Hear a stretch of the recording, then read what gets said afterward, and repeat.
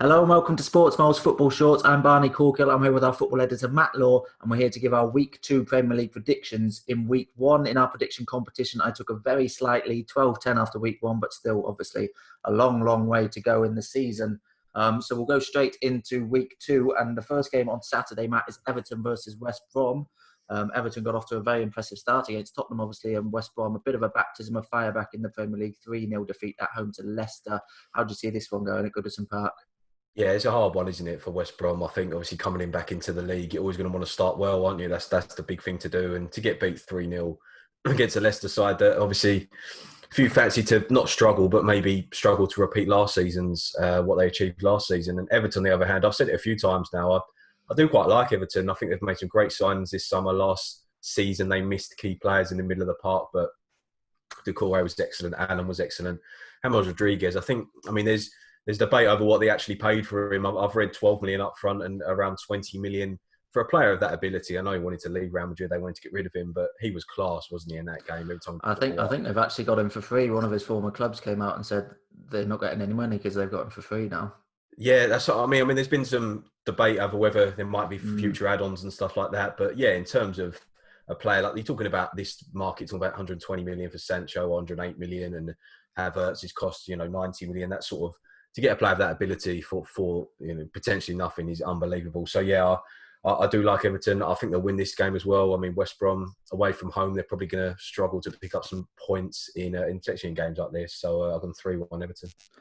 Yeah, I've also gone an Everton win here. I think the big thing about Everton this season is, can they challenge for a top six? And we saw while watching that Tottenham game, their record away to the big six teams, is really poor. It has been since 2013. I don't think they've won a single one of 40-odd games away to the big six, which was incredible. Until that obviously win against Tottenham, which is a big statement of intent. And with their manager now, with the players they've got, as you mentioned, they strengthened where they really needed to strengthen. Won that midfield battle against Tottenham. So I can see them having a decent season, really pushing for that top six, and I can see them winning again here, making it 2 wins out of 2 in the Premier League. I've gone for 2-0 in that one, so both 2-goal margins. Two newly promoted sides meet at 3 p.m. on Saturday. Leeds versus Fulham. Leeds involved in that incredible game at Anfield, weren't they, on the opening day, whereas Fulham, like West Brom, were beaten 3-0 at home on their first game back in the Premier League. So how do you see that one going, Matt? Yeah, it was tough for Fulham, wasn't it, on the first weekend? Obviously, Arsenal arrived in good confidence. Obviously, not in terms of, it was for both teams' first game, but Arsenal ended last season well, didn't they? Obviously, winning the FA Cup and obviously getting Aubameyang to a new deal, signed some good players this summer. So, tough game for Fulham. Obviously, they won in the Cup, didn't they, against Ipswich during the week, and Mitrovic coming back. And you'd like to think that Mitrovic probably would start this game because he's such a big player, isn't he? Scott Parker's come out after and said he's going to be key for us this season. So they need to get him in the team. Leeds, I said to you earlier, they were so unfortunate, weren't they? A couple of penalties for Liverpool, which you pulled United up on some penalties last season, but, a couple of penalties for Liverpool on the first weekend isn't great. But yeah, they did so well, didn't they, to come out and play Liverpool. Not at their own game, but almost go after Liverpool, which teams don't tend to do. So it's a really, really interesting game because there's two clubs that just think they deserve to be at this level, consistently for the next 5-10 years. Obviously, two big clubs. Obviously, Leeds, they're such a massive football club, aren't they? And it's good to see them back. So, interestingly, team selection, does Bamford keep his place? Does Rodrigo come in? There's a lot of sort of what will happen in terms of team selection. But yeah, I fancy it to be tight, but I do like Leeds here, so I've gone 2-1. I've gone exactly the same. Yeah, I think this is the type of game, strangely enough, that will be more difficult for Leeds to play than against Liverpool, because Liverpool gave them space. I think you're going to see a few games like that with Leeds against maybe Man City as well, where Man City are just backing themselves to outscore Leeds and backing themselves to beat Leeds, at the game Leeds play. Fulham will be more more familiar with the style Leeds play, obviously having played them in the Championship twice last season than someone like Liverpool were. So I can see this being a lot tighter. I'm not expecting a goal fest like it was at Anfield. As impressive as Leeds were, and they were really good, I think they'll find space a lot harder to come by, so it won't be quite as threatening against Fulham. But same with you, I'm predicting a 2-1 win in this one. Manchester United get their campaign underway at 5:30. We can see you wearing the United top, Matt, so take it away. How do you see them going on against Crystal Palace?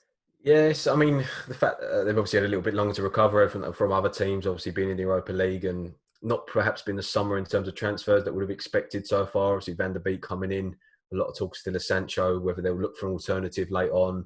Obviously, another centre back probably is needed. Obviously, they were linked with a Goulon, but he's obviously heading to Tottenham now. So it's going to be very interesting whether, obviously the goalkeeping situation. I do expect De Gea to play this game. I'd be surprised if he didn't. Van der Beek probably coming in alongside Pogba, obviously who has had coronavirus, but seems to be obviously back training now. And obviously Greenwood, will he play after what's happened with England? Sort of little things here and there to iron out in terms of team selection. Obviously Palace on the other hand got some great firepower now, haven't they? With Batshuayi coming in again for a second loan spell, and I think it's a good signing for them. They're talking about Ben Rama as well, aren't they, from Brentford with them? They could get him in as well, obviously not for this game, but moving forward. So Palace, I think, obviously they've got defensive problems though, and that really that means us struggling to see them in this game, sort of causing United problems. Obviously, Martial in good form last season. Rashford will be keen to, got a little bit of criticism, probably some fair, some not so fair, but he'll be keen to start well. So United here, not really comfortably, but 2-0. 2-0. Yeah, again, I've gone United win. I've gone for 2-1. I think Crystal Palace, away from home, it's usually, oddly enough, when you expect them to do a bit better with the attacking tools they've got at their disposal. I think their win on the opening weekend against Southampton was a really good one, considering how good Southampton were away from home last season. For Crystal Palace to pick up that one is not something I expected. I think both of us didn't predict the Palace winning that one. That was one of the only two games we both got wrong. So they did really well to get that victory. And, they won Old Trafford last season as well. United only lost 2 league games at Old Trafford, and Crystal Palace was one of the teams to beat them. So they'll be confident going into this one. Having said that, that's their only ever Premier League win against United. So it's very much a one-off in the Premier League era. And I do see United winning this one 2-1. They have had a week off, an extra week off, but it's a month and 3 days, I think it is, since they were playing Europa League football. So it hasn't been a long break, and it hasn't been a good break, as you mentioned, with the transfers, the off-field issues surrounding Maguire and Greenwood that have happened as well. Hasn't exactly been a great off-season for United, so they'll be desperate to get back playing. I do expect them to get off to a winning start, but I can see them having a bit of trouble, especially with the fitness issues surrounding a lot of players, which you mentioned. I've gone for 2-1 to United in that one. Rounding off Saturday's action is Arsenal versus West Ham. Arsenal sit top of the table after match day 1, 3-0 winners on the opening day against Fulham. West Ham, much more disappointing defeat against Newcastle on the opening day. How do you see this London derby going, Matt? Yeah, I fancy Arsenal again, to be honest. Obviously, it's a great win for him, wasn't it, coming in? I think the little side stories in the game, obviously, Willian coming up with a couple of assists, Aubameyang scoring, the new centre-back, Gabriel scoring. So you've got defensive issues at the moment, haven't they, in terms of injuries? But to get him in, he really looks a real good player, doesn't he? And obviously, going forward, they're full of goals and full of sort of energy now. With Willian coming in, and he'll be busy and he'll pick up the ball, he'll pick up assists, he'll pick up goals, I'm sure of it this season. So to get him in a free. West Ham on the other end, and we both predicted Newcastle, didn't we, on the first weekend, just purely because they haven't really done anything, West Ham, in terms of really improving their squad. Newcastle did really well, and it's a struggle. These are the type West Ham's running over the next few weeks is horrendous, isn't it? In terms of who they play, they could be really struggling towards the bottom. And there's always this old thing of you play everyone twice, but you don't want to be 8-9 games in and sitting bottom of the table. It would be horrendous for West Ham, and the fans would be on it, and whether they're going to sign anyone. So tough game for West Ham, especially after losing the first weekend. Do fancy Arsenal 3-1. 3-1. I've gone 3-0 Arsenal. I think you mentioned West Ham a little bit in a bit of turmoil at the moment. Obviously, that Newcastle game at home to Newcastle on the opening day looks like their easiest fixture on paper for quite a long time. So they'll be worrying. David Moyes will be worrying. Managers, boards can pull the trigger quite early in the season, and if West Ham go 7 or 8 games, as you say, without picking up a win, his job will start coming under threat again. So he'll be worrying, desperate to pick up a victory, but I don't see that coming against Arsenal. This is a type of game which looks pretty good for Arsenal. So I'm backing them to pick up another 3-0 win and make a really good start to the season, Arsenal. Okay, moving on to Sunday, there's Southampton versus Tottenham. Tottenham obviously looking to bounce back from that really disappointing defeat against Everton on the opening day at home. Their home record last season was so good.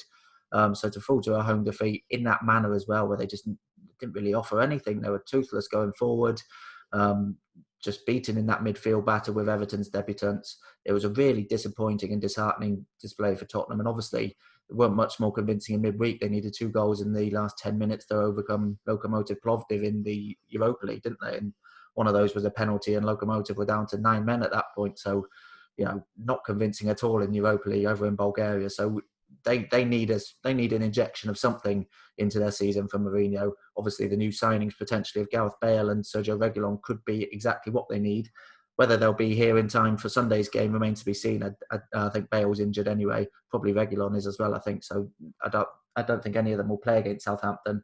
But Southampton will also be looking to bounce back, won't they, after their defeat against Crystal Palace. They were much better away from home than they were at home last season. Obviously, this is their first home game of the season. So be interesting to see. Two teams not in great form coming into this one. I've struggled to separate them, to be honest. I've gone for a 1-1 draw in this one. Yeah, I was going towards a draw, but I just fancy Tottenham here. I mean, I don't know why I have these little strange things sometimes. Obviously, the form book doesn't say, particularly, obviously, like you mentioned, they were poor on the first weekend. But I think getting Bale in, and not talking about this game in general, getting Bale and Reguilon in, talking about a striker as well, aren't they, coming in addition to those two players. So if they could get 3 players in, that would be huge for them. There's a lot of talk about Bale, but he's still, on his day, one of the best players in the world, isn't he, in terms of what he can offer. So huge for them, and they'll be keen to obviously bounce back against Southampton. The Southampton Palace game surprised me, to be honest. The result really surprised me. I didn't think Southampton were great at all in terms of, the way they moved the ball, anything that they are good at. And I think, Ralph Hasenhuttl has come out and said their fitness is not what they want to be in terms of the way they play. We know how Southampton play. They're full of energy. They press the ball very, very high. And if your fitness is not quite there, you're going to struggle to do that. And as a consequence of that, you're going to struggle to play your own game and pick up results. So I think they're still a little bit too early for them in this season to really show their best form. Tottenham, on the other hand, it's a very strange game in the Europa League. Like you mentioned, so lucky to come out and win that game. But I just got a feeling for Tottenham here. Not 100% sure why, but I've gone 2-1. 2-1 Tottenham for Matt. Okay, also on Sundays, Newcastle versus Brighton. Newcastle winners against West Ham at West Ham on the opening weekend. And Brighton, what did they do? They lost to Chelsea, didn't they, at home? But they impressed against the Chelsea side, who many were tipping. So how do you see that one going? Yeah, Brighton were really good, weren't they, for long stages of the Chelsea game? But obviously, I think it was Lewis Dunk that he missed that header at 2-1. It would have made it 2-2 straight after Chelsea. Not straight after, but very close to. And that was massive. As soon as that didn't go wide, you just fancied Chelsea to score again. So, yeah, I think, and Graham Potter, didn't he come out and said after the game that he did like a lot of what he saw from his team. So, obviously, a big game to try and bounce back. But Newcastle's business this summer has been very good. For me, Callum Wilson's a great signing. Obviously, getting Fraser in as well. Joelinton will be keen to bounce back. Obviously, they played in the cup, didn't they? During the week, Fraser scored. Will he come into the team for this game? I'd be surprised. You'd fancy, they would leave it as it is for the West Ham game. And Newcastle this season, I do, maybe top 10 finish. Maybe could they get, could they push up, 9th around there? I mean, they've got some really good players, and back-to-back wins for me. 2-0 Newcastle. Yeah, I've gone exactly the same. I think Newcastle strengthened exactly where they need to strengthen, and so far it's been perfect for their debutants, haven't they? Wilson scoring on his debut, Hendrick scoring on his debut, and then Fraser scoring on his debut in their 2 games so far. So I've gone the same, 2-0 in that one. Probably the standout fixture of the weekend comes at Stamford Bridge on Sunday at 4:30 kickoff. Chelsea versus Liverpool. Liverpool, we mentioned that game against Leeds, which was unbelievable, really, an early contender for game of the season, and it's hard to see anything beating that one. But a lot of that comes down to absolutely dreadful defending on both sides, certainly worse than we're used to seeing Liverpool, but they have been a little bit leakier at the back, certainly towards the end of last season and even in pre-season, conceding twice against Blackpool, going 2-0 down, and also 2-0 down against Red Bull Salzburg as well. So they sort of went toe-to-toe with Leeds, or rather Leeds went toe-to-toe with them, and they got a scare, but they got the win in the end, 4-3, which, was what happened a lot last season as well, didn't they? They just found a way to win games even when they weren't at their best.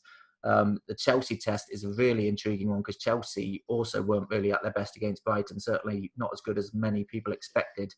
But then if Liverpool afford Timo Werner the same sort of space they afforded some Leeds strikers, they could be in a bit of trouble. So it's a really interesting one, this one. I've gone back and forth on it, to be honest. I've sat on the fence a little bit, which I think you might be surprised that I haven't gone for a Liverpool win. I've gone for a 2-2 draw in this one. I think Liverpool are the better team still than Chelsea, and Chelsea's defensive issues certainly haven't been solved yet. But at this stage of the season, I'm still still unsure about Liverpool's defensive shape, certainly after that Leeds game. So I can see Timo Werner doing a little bit of damage against the club he nearly joined. So I've gone for 2-2 in this one. Yeah, I've also gone. I'm surprised you haven't backed Liverpool, to be honest. You always tend to do. I think you backed Liverpool every game last season, but no. Well, I wasn't wrong most of the time, was I? No, you weren't wrong, to be fair. So not late on in the season, but no. All jokes aside, I do fancy a draw here as well. I've actually gone 1-1. It's one of those games. Would both managers accept a point? Probably say yeah, because it's early on. They both won. If they'd have lost their first game and then come into this game, you fancy they want to win. But would both managers be really disappointed if it was a draw? I don't think so. I think they'd sort of take a draw and move on. Obviously, Liverpool play Arsenal as well, don't they? Before the end of the month, so that's a Liverpool were to get beat here and then lose to Arsenal. That would be. I said it, didn't I? I'd be surprised if Liverpool won the league this season. That was before they signed Thiago. Well, not signed him, but they're there, aren't they? Almost. Yeah. And that's an unbelievable signing for me. You know, he is the way he takes the ball in the half turn. You know, he's probably the best at it in the world. He's technically. I mean, that'd be a great signing for Liverpool. Yeah, I was actually trying to think if Liverpool have ever signed anyone, at the top of their game, proven at the very highest level, and by that I mean Champions League finals, Champions League winner. And I don't think in our history we've made something as close to a sort of Galactico signing as that. Even the likes of Alisson, Van Dijk, who we spent a lot of money on, still had stuff to prove. Salah, Mane, Torres, Suarez, when they joined, they sort of improved into world-class players. But he is a genuine world-class player. Probably most people would put him maybe second best midfielder in the world behind Kevin De Bruyne, maybe most people would. So yeah, genuine world-class player. I think he's going to be a great signing. Yeah, that would be unbelievable. Yeah, but this is a really big game, isn't it? You talk about Chelsea. They weren't great against Brighton, if I'm honest, for long spells, but obviously they did enough to win, and they got some great firepower moving the final third, didn't they? Havertz, his position in this game would be interesting for me. He was a little bit wide, wasn't he, against Brighton, and didn't really get involved in the game. There's that one clip, isn't there, where he picks it up, tries to bend it out wide, ends up kicking it straight out of play. So I'm sure he'll settle into. He's such a good player, isn't he? He'll settle into it. But yeah, like you, not as high scoring, but I've gone 1-1 here, draw.